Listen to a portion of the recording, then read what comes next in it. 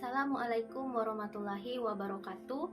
Perkenalkan, nama saya Ersa Fianti dari kelas 12 MIPA 4. Di video kali ini saya akan menceritakan sebuah roman berjudul Siti Nurbaya karya Marah Rusli, di mana roman ini secara singkat menceritakan tentang kisah cinta antara Siti Nurbaya dan Samsul Bahri yang disertai dengan nilai patriotisme dan perjuangan pada masa Belanda dan berlatarkan dengan kebudayaan masyarakat Padang.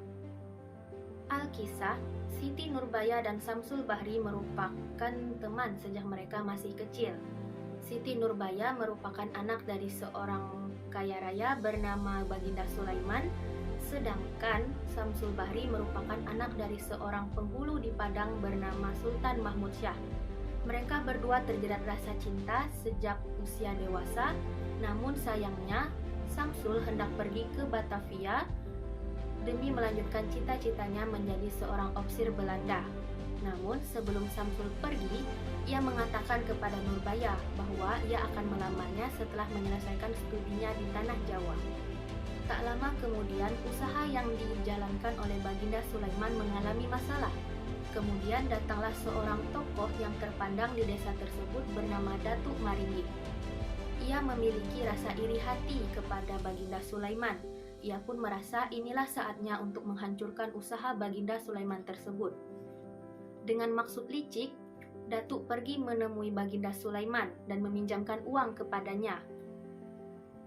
Berkat uang pinjaman tersebut, usaha Baginda Sulaiman menjadi maju. Namun, melihat kemajuan usaha Baginda Sulaiman, Datuk menjadi iri hati. Ia pun menyuruh pendekar 5, pendekar 4, dan pendekar 3 untuk membakar toko Baginda Sulaiman. Akibatnya, Baginda Sulaiman pun bangkrut dan terlilit utang. Di tengah masalah yang menimpa Baginda Sulaiman, Datuk pun datang menemuinya dan menagih utang atas uang yang telah ia pinjamkan. Ia tahu bahwa Baginda Sulaiman tidak akan mampu membayar utang tersebut, sehingga ia pun menawarkan syarat bagaimana kalau Siti Nurbaya menjadi istrinya dan utang yang dipinjam dari Baginda Sulaiman pun menjadi lunas. Siti Nurbaya sangat sayang kepada ayahnya dan ia tidak tega melihat ayahnya terlilit hutang.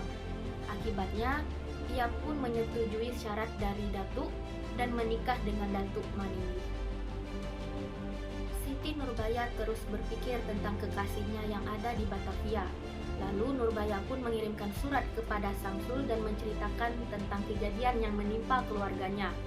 Samsul pun sangat tertekan. Ia merasa bahwa kisah cintanya dengan sang kekasih telah kandas. Begitupun dengan Nurbaya. Samsul bertekad di dalam hatinya, ia akan merebut kembali pujaan hatinya itu setelah menuntaskan sekolahnya. Hari demi hari Baginda Sulaiman pun sering sakit karena penderitaan yang dialaminya begitu beruntun, apalagi setelah Siti Nurbaya menikah dengan Datuk Maringgi. Pada suatu hari, Samsul mendapatkan libur dari sekolahnya. Ia pun memutuskan untuk pulang ke Padang dan menemui keluarganya, juga Siti Nurbaya. Pada suatu ketika, Samsul dan Nurbaya sedang duduk di sebuah pohon. Lalu datanglah Datuk Maringgi marah melihat mereka sedang bersenda gurau. Datuk Maringgi pun kemudian menganiaya Nurbaya. Sang kekasih tentunya tidak akan tinggal diam. Samsul pun lalu membalas pukulan Datuk hingga ia jatuh ke tanah. Karena hal tersebut, Siti Nurbaya pun kaget dan berteriak.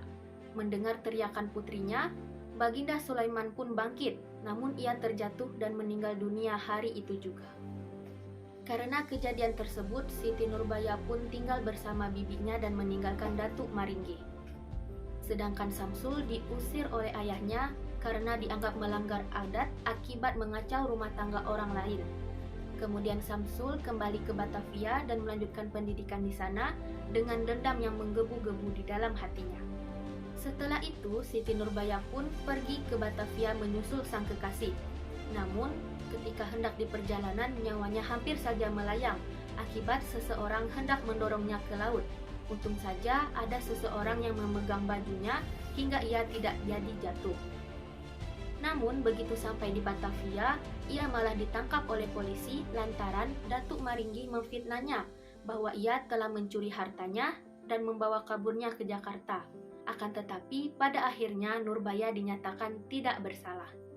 Rasa dendam semakin menjadi-jadi di dalam hati sang datuk. Datuk pun lalu menyuruh seseorang untuk meracuni Siti Nurbaya. Akibatnya, Siti Nurbaya pun meninggal dunia. Mendengar kabar bahwa Siti Nurbaya meninggal dunia, ibu dari Samsul pun ikut menderita. Ia bahkan menyusul Siti Nurbaya dan meninggal kemudian. Mendengar kepergian ibunya dan sang kekasih, membuat Samsul berpikir untuk mengakhiri hidupnya sendiri. Namun, hal tersebut berhasil digagalkan oleh seseorang. Beberapa lama kemudian, Samsul berhasil naik pangkat menjadi seorang letnan. Lalu, pemerintah Belanda menyuruhnya untuk pergi ke Padang dan menumpas para pengacau yang ada di sana. Ternyata, para pengacau tersebut salah satunya adalah Datuk Maringgi. Pertempuran sengit pun terjadi antara Datuk dan Samsul. Samsul menghujani Datuk dengan peluru, namun sang Datuk berhasil melukai Samsul.